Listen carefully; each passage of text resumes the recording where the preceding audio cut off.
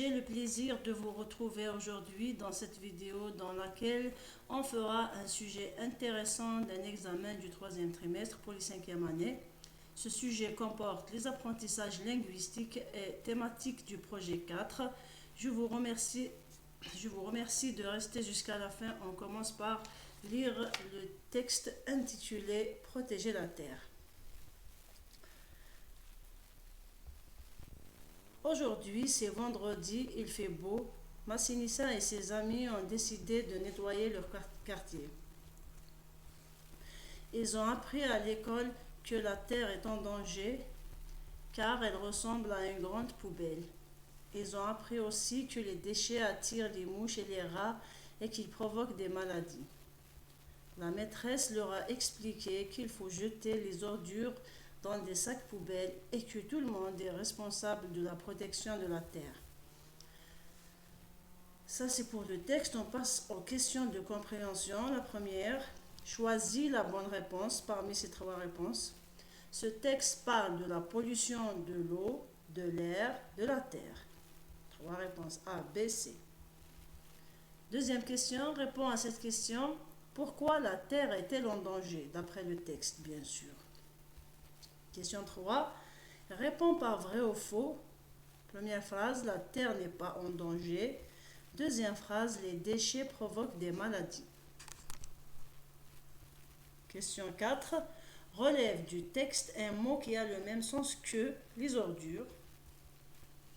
Cinquième question de conjugaison, mets les verbes entre parenthèses au futur simple. Nous avons le verbe être et le verbe avoir. Dans la phrase, la terre être en danger, l'homme avoir le pouvoir de la protéger. Question 6. Transforme ce nom en verbe. Vous avez fait la nominalisation en classe. Quand j'ai un verbe, je peux former un nom à partir de ce verbe et vice-versa. À partir d'un nom, je peux former un verbe. J'ai ici un nom, c'est la protection. Il a été formé à partir de quel verbe? C'est ça la question. La production écrite, on lit la consigne. La forêt est l'habitat de plusieurs animaux et de plantes. Il faut la protéger. Rédige un texte d'au moins 3 phrases pour expliquer à tes camarades comment protéger la forêt. N'oublie pas de donner un titre à ton texte. Employer il faut, il ne faut pas, en forme impersonnelle. Écrire au moins 3 conseils. Aide-toi de cette boîte à mots. Nous avons des noms, des verbes et des adjectifs. Pour les noms, nous avons les arbres, le feu, l'oxygène, les déchets. Pour les verbes, couper, allumer, jeter, planter. Pour les adjectifs, nous avons utile, important, dangereux, vivant.